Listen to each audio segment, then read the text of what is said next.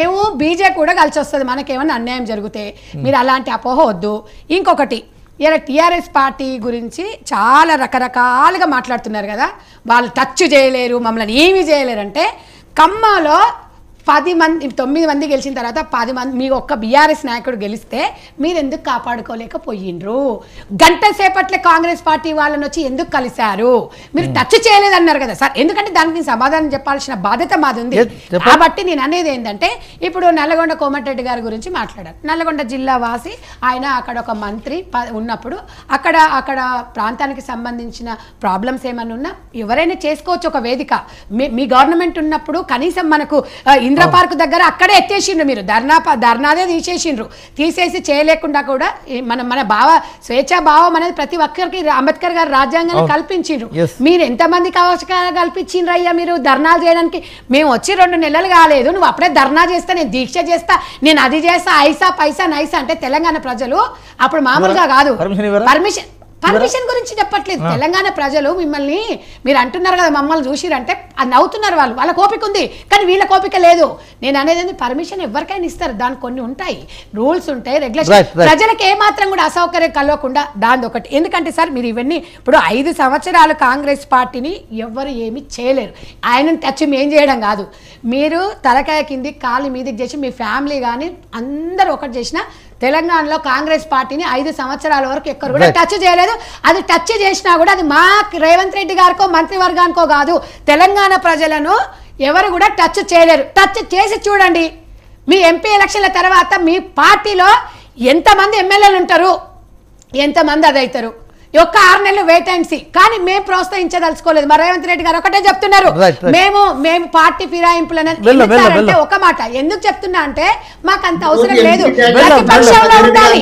ఆగండి ఒక నిమిషం అయ్యా, ఒక నిమిషం తమ్ముడు, నేను ఒక్క నిమిషం మాట్లాడిగా పెట్టేస్తాను నేను. తమ్ముడు ఒక్క నిమిషం. ఓయమ్మ ఇగో మీ పార్టీలు 22 మంది మా దగ్గరకు వస్తారు కానీ మేము తీసుకోనిక సిద్ధంగా లేదు తమ్ముడు. సరే నువ్వున్నంత నేనున్నంత న్యాయంగా అందరూ ఉండలేరు తమ్ముడు. కొంతమందికి పదవి లేకపోతే నిద్ర పట్టదు, మింగుడు పోదు. కాబట్టి అలాంటి నాయకులు వస్తారు, అలాంటి నాయకులకు కర్రీ కాల్చి వాత పెడతారు ఎవరైనా కానీ. మల్లేశ్వర్ గారు రైట్, అంటే ఓవరాల్ సార్ పొలిటికల్గా ఎవరి పార్టీ ఎవరి ఉనికి కోసం వారు మాట్లాడతారు, అది దట్ ఇస్ సెకండరీ. కానీ 13వ తేదీన నల్లగొండలో ఒక భారీ బహిరంగ సభ నిర్వహించబోతుంది బీఆర్ఎస్. అంటే ఈ సభ ద్వారా బీఆర్ఎస్ అంటే ఉనికి పోరాటం అనుకోవచ్చా, ఎన్నికల ముందు వాళ్ళు ఒక స్ట్రాటజీ మీటింగ్ అనుకోవచ్చా, అంటే ఏం సంకేతం ఇవ్వదలుచుకుంది ఆ పార్టీ? ఏం లేదు, ఖమ్మం నల్గొండలో కొంత చతికిల పడినటువంటి బీఆర్ఎస్ క్యాడర్ కు ఉత్తేజాన్ని కల్పించడానికి ఇది ఒక మంచి వేదిక అనేది చెప్పవచ్చు. ఎందుకంటే కేఆర్ఎంబి దాని మీద అంత చర్చ చేయాల్సినటువంటి అవసరం లేదు. ఎందుకంటే గతంలో ఈ మనకు కృష్ణా రివర్ మీద సాగర్ శ్రీశైలం ప్రాజెక్టులను మన 50% వాటా ఇస్తే గానీ మేము కేఆర్ఎంబికి ఇవ్వము అనే దాని మీద చెప్పినామని అనేక సార్లు చెప్పడం కూడా జరిగింది. కానీ దాంట్లో చిత్తశుద్ధి లేదు, దాంట్లో ఏదో వాళ్ళు మీటింగ్ పెట్టినప్పుడు పోలేదు, అఫెక్ట్స్ కి ఏదో లెటర్ రాసిరు, అఫీషియల్స్ పేరు తప్ప నీకు కేసీఆర్ పోలేదు అనే దాని మీద ఒక ఆరోపణ చేస్తా ఉన్నారు. కానీ అక్కడ జరిగినటువంటి పరిస్థితి అదే కాకుండా ఏంటంటే వాళ్ళ బాధ అంతా ఏంటంటే ఇప్పుడు కాంగ్రెస్ రేవంత్ రెడ్డి గారు బీజేపీ దగ్గర పోయి ఇప్పుడు వాళ్ళిద్దరు 2 ప్రత్యర్థులే. మోడీ దగ్గర పోగానే వాళ్ళు ఏదో కలిసిపోయి అనడము ఎంత అబద్ధమో, వైఎస్ జగన్మోహన్ రెడ్డి కేసీఆర్ ఇంటికి వచ్చి భోజనం చేసి మాట్లాడుకోవడం కూడా అంతే అబద్ధం. ఎందుకంటే దాని మీద తప్పుపడాల్సిన అవసరం లేదు. ఒక సయోధ్య కొరకు ఒక మంచి అంటే కలిసిపోవాలనే ఆలోచనతో ఒక ప్రయత్నం చేసిరంటే దాని మీద మనం చూస్తా ఉన్నాం. అయితే కాకపోతే ఏంటంటే ఆ టైంలో ఇప్పుడు భోజనం చేసిపోయిన తర్వాత ఇప్పుడు కృష్ణా రివర్ మీద ప్రాజెక్టులు నిర్మిస్తే కేసీఆర్ అడ్డుకోలేదు అనే దాని మీద కొంత విమర్శ వస్తా ఉన్నది. కానీ ఏదేమైనప్పటికీ కూడా నీళ్ల పంపకాలు తేల్చక కొంత అంటే డిలే చేయడం వల్ల ఏదైనా బీజేపీ డిలే చేయడం వల్ల ఈ పంచాయతీ కొంత మనకు ముదిరిందని చెప్పుకోవచ్చు. అయితే దాన్ని ఇప్పుడు ఇదే సమయంలో బీఆర్ఎస్ కు ఇప్పుడు ఎందుకంటే కేసీఆర్ కు అది ఇప్పుడు ఒక రకంగా చెప్పాలంటే జీవస్మరణ సమస్య అయిపోయింది. ఎందుకంటే ఈ రోజు మా సోదరి చెప్పినట్టు పార్లమెంట్ ఎన్నికల్లో గౌరవప్రదమైన స్థానాలు కనుక రాకపోతే బీఆర్ఎస్ కు మన బీఆర్ఎస్ కి వచ్చే ప్రమాదాన్ని అసలు మనం ఊహించడానికే వీల్లేదు. ఎందుకంటే ఆ పరిస్థితి కాబట్టి కేసీఆర్ గారు రంగంలోకి దిగిర్రు.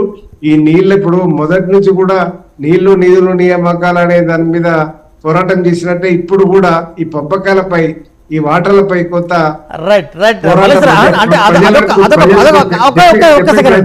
ఒక్క సెకండ్ అదొక పార్ట్ రైట్. సేమ్ టైంలో ఒక సిట్టింగ్ ఎంపీ వీళ్ళ కాంగ్రెస్ కండ కప్పుకున్నారు. బీడ్ జిల్లాకు సంబంధించిన మాజీ డిప్యూటీ సీఎం తాజా మాజీ ఎమ్మెల్యే డాక్టర్ తాడికొండ రాజయ్య కాంగ్రెస్ పార్టీలకు వెళ్ళబోతున్నారు. అంటే ఎన్నికల ముందు ఈ బీఆర్ఎస్లో కొంత కుదుపు రావట్లేదు. ఇప్పుడు ఎన్నికల ముందు కాదు, ఇది శాసనసభ ఎన్నికలకు ముందే జరిగేది ఉండే. ఇవన్నీ ఈ గోడ మీద పిల్లులు లాగున్నటువంటి వాళ్ళను నయాన్నో భయాన్నో కొంత కంట్రోల్ చేసిరు. అప్పుడే కనుక ఈ పోయేటోని పోనిచ్చి వచ్చేటోని రాణిస్తే ఇంత ప్రమాదం అంటే ఈ బీఆర్ఎస్ కి ఇంత నష్టం కూడా జరిగేది కాదు. ఎందుకంటే రేవంత్ రెడ్డి గారు ఒక మైండ్ గేమ్ లో మీరు సిట్టింగులకు నిజంగా దమ్ముంటే సిట్టింగులకు ఈరనంటే నేనేం తక్కువ నమ్మకం చూసి ఓటేస్తారులే. సిట్టింగులు ఇప్పుడు సిట్టింగులలో వీళ్ళు లంగంలో దొంగలు అని చెప్పి మొత్తుకున్న కూడా సీట్లు ఇచ్చే వారికి అలా కేసీఆర్ పక్కనము ఇదైపోయింది. లేకపోతే కాంగ్రెస్ బలానికంటే ఎక్కువ బీఆర్ఎస్ మీద వ్యతిరేకత తోటి వాళ్ళకి కలిసి వచ్చింది. రైట్. మీరు మా ఇతర పట్ల నుంచి నేతలు తీసుకున్నారు. ఏకంగా సిట్టింగ్ ఎంపీకి ఇవాళ మీరు కండ కప్పారు. ఇంకెంతమంది కప్పబోతారు కండ? పెద్దపల్లి ఎంపీ ఇవాళ కాంగ్రెస్ కండ కప్పారు. ఇప్పుడు మేము మా దాంట్లోకి మేము రండి అని మేము వాళ్ళకి ఏదో డబ్బులు ఇచ్చేసి అధికారంలో ఉన్నారు బీఆర్ఎస్ పార్టీ. గతంలో మేము ప్రతిపక్షంలో ఉన్నాము, ఎమ్మెల్యేలుగా గెలిచిండ్రు. వీళ్ళకి ఏముంటుంది, ఇప్పుడు వాళ్ళకి ప్రతిపక్షంలో ఉండి వాళ్ళు ప్రతిపక్షంలో మాట్లాడిండ్రు. మా దగ్గరకు వచ్చినప్పుడు మేము విలువలేదు, వాళ్ళు రమ్మని మేము చెప్పలేదు. వాళ్ళు మా పార్టీలకు వచ్చారు. కానీ మేము కేసీఆర్ లాగా వాళ్ళని రండి అని చెప్పేసి ఒక నిమిషం సార్. ఇప్పుడు సబితా ఇంద్రారెడ్డి గారు మా పార్టీలోకి వెళ్ళి తీసుకున్న వ్యక్తికి మీ దాంట్లో ఆల్రెడీ 88 మంది మీ దాంట్లో ఉన్నా కూడా ఒక మినిస్టర్ పదవి ఎందుకు ఇచ్చిండ్రు? అంత దౌర్భాగ్య స్థితి ఇలా కాంగ్రెస్ పార్టీకి ఉందా నేను అడుగుతున్నా. ఇవాళ మీరు సీట్ల కోసం రావచ్చు, కానీ మా దాంట్లో నుంచి తీసుకొని ఒక విద్యాశాఖ మంత్రి ఒక మహిళకు మీరు ఇచ్చిందంటే మీ దాంట్లో మహిళలు లేరా అని నేను అడుగుతున్నా. తెలంగాణ ఉద్యమం చేసినప్పుడు ఒక్క నిమిషం సార్, నరేష్ గారు కూడా మరి ఉద్యమంలో ఉన్నారు, చాలా మంది అలాంటి వాళ్ళు ఉన్నారు కదా, అలాంటి తమ్ముళ్ళని ఎందుకు ప్రోత్సహించలేదు? ఆ పార్టీలో వాళ్ళు అది చేసిరు పాపం. వీళ్ళ పార్టీ జెండా మోసి వాళ్ళు కూడా, ఎందుకంటే వాళ్ళు ఒక బీఆర్ఎస్ నుంచి రిప్రజెంటేటివ్ ఉన్నారు కాబట్టి మాట్లాడాలి. అట్లాంటి చాలా మంది ఉన్నారు, మీరు అట్లా అనుకోకూడదు. ఎప్పుడు కాంగ్రెస్ పార్టీ అనేది ప్రజలను ఉద్దేశించి ప్రజల మనోభావాల ప్రకారంగా నడుస్తుంది తప్ప ఇవాళ ప్రాంతీయ పార్టీ కాదు, ఇది జాతీయ పార్టీ. 20 సంవత్సరాలు ప్రతిపక్షంలో ఉన్నా కూడా గిట్నే ఉంటాం సార్. ఒక్క నిమిషం, గిట్నే ఉంటాము, గిట్నే చేస్తాం, కానీ అధికారం కోసం పాకులాడం. ఆ పార్టీలో